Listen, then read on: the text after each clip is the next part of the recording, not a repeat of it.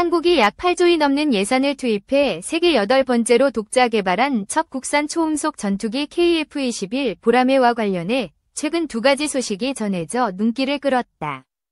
방위사업청은 지난 6월 13일 인도네시아 자카르타에서 개최된 방산전시회 인도 디펜스에 참가해 인도네시아 측과 공동개발 기본합의서 개정안에 서명했다고 밝혔다.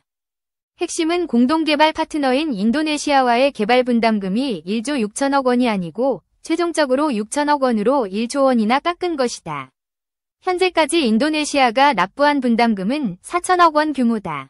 엿새 만인 19일 현지 시간 홍콩 사우스 차이나 모닝 포스트 SCMP는 인도네시아가 지난 10일 14일 자카르타에서 열린 방산박람회 IDEX 2025 기간에 튀르키예와 5세대 전투기인 칸 48대를 도입하는 계약을 맺었다고 보도했다.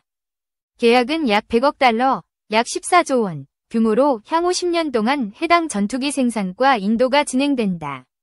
과거 TFX로 불린 칸 전투기는 튀르키예가 미국에서 도입한 F-16 전투기를 대체하기 위해 2010년 개발에 착수해 2028년 본격 양산될 예정이다. 두 소식을 종합하면 인도네시아는 기술진들의 KF-21 기밀 유출 혐의도 무혐의 처분되고 분담금 1조까지 삭감해졌지만 결국 타국 전투기 도입을 강행해 먹튀 논란이 현실화된 셈이다.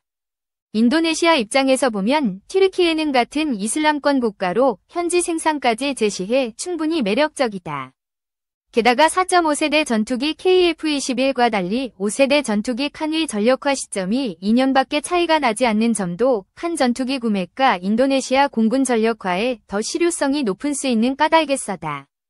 안보를 중요하게 생각하는 프라보워 수비안토 인도네시아 대통령은 과거 국방장관으로 재임한 5년 동안 공군과 해군의 첨단 무기 예산을 확보하는 데 집중하고 있다. 특히 특정 국가에 의존하지 않으려고 몇 년 전부터 무기 수입국을 다변화하고 있다. 이는 1990년대 말 동티모르 사태를 계기로 1999-2005년 미국으로부터 무기 수입을 금지당한 경험이 있기 때문이다. 문제는 크게 두 가지다. 인도네시아가 약속은 지키지 않았고 분담금 삭감을 위한 꼼수도 부렸다는 점이다. 인도네시아는 2023년 말 분담금 납부 기한을 2034년까지로 연장해달라고 요구하며 약속을 지키지 않았다. 동시에 분담금을 성분의 1수준인 6천억 원으로 줄이는 대신 기술 이전도 그만큼 덜 받겠다고 한국에 제안했다. 협상 기간 중에 KF-21 제작업체인 한국항공우주산업 KAI에 파견됐던 인도네시아 기술진이 기술 유출을 시도하다가 수사당국에 적발됐다. 업계에서 KF-21과 관련된 핵심 기술들을 이미 빼돌려 분담금을 낮추려는 것 아니냐는 비판이 나왔다. 기밀 유출로 분담금 인하가 결정이 지연되면서 인도네시아는 프랑스 전투기를 눈길을 돌렸다. 에마뉘엘 마크롱 프랑스 대통령은 지난달 말 인도네시아 자카르타를 방문해 프라보워 수비안토 인도네시아 대통령과 정상회담을 열고 예비 국방협력의향서 LOI를 체결했고 라팔 전투기의 추가 판매 가능성을 언급했다.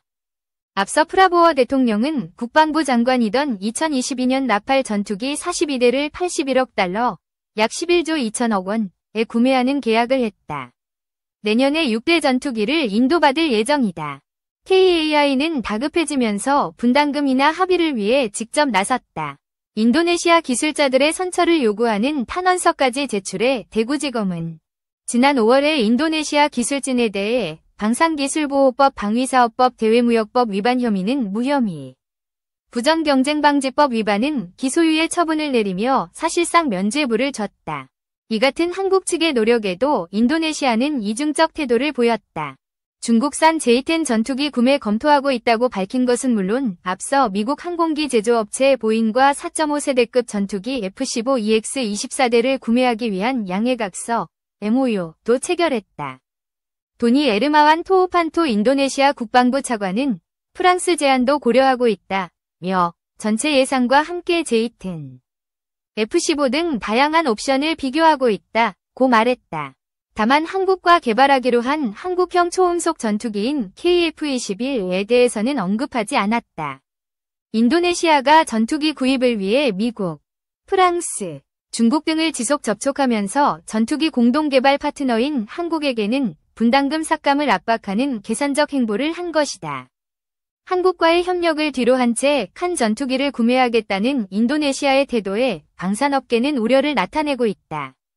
KF-21의 성능을 개량해 5세대 전투기 KF-12X가 개발되면 결국 칸 전투기는 경쟁 기종이 될 수밖에 없다는 점에서 인도네시아의 칸 전투기 구매 계약은 향후 5세대 전투기 KF-12X 외 해외 수출에도 발목을 잡을 수 있다는 지적이다. 한 방산업계 관계자는 인도네시아가 칸 전투기 도입에 약 14조 원의 자금을 투입하면서 정작 전투기 공동 개발 파트너인 한국에는 충분한 해명 등이 없고 분담금만 삭제하는 혜택을 받다. KF-21 조종석에는 인도네시아와의 공동 개발을 상징하는 국기까지 그렸는데 이중적 태도를 보인 것은 향후 우리가 스스로 웃음거리가 되는 것으로 KF-21 해외 수출에도 문제가 될 수 있다고 우려했다. 반면 방사청은 전투기뿐만 아니라 지상과 해상 체계로 협력 분야를 확대하기 합의했다며 양국 간 방산 협력은 다시 탄력을 받을 것이라는 입장이다. 인도네시아의 이중적 행보에 대해선 전혀 입장을 내놓지 않는 저자세를 보이고 있다. 일각에서는 인도네시아가 합의는 했지만 타국 전투기 도입으로 예산이 부족해졌다는 이유로 KF-21 공동 개발의 잔여 분담금도 납부하지 않고 시간만 끌 수 있다는 관측도 나온다. 뿐만 아니라 인도네시아에게 삭감해준 1조 원 규모 개발비는 결국 정부와 한국항공우주산업 KAI 이 분담해야 국민 혈세가 더 투입되는 상황에 대해 사업을 총괄하는 방사청은 인도네시아와 불협화음에 대한 사과나 해명은 전혀 내놓지 않고 있다.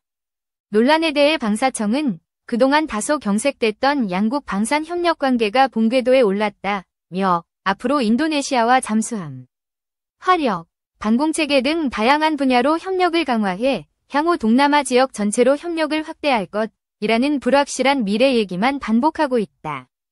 KF-21 첫 해외 수출 레코딩이 인도네시아가 지킬 것이라는 보장도 없는 것도 우려스러운 대목이다.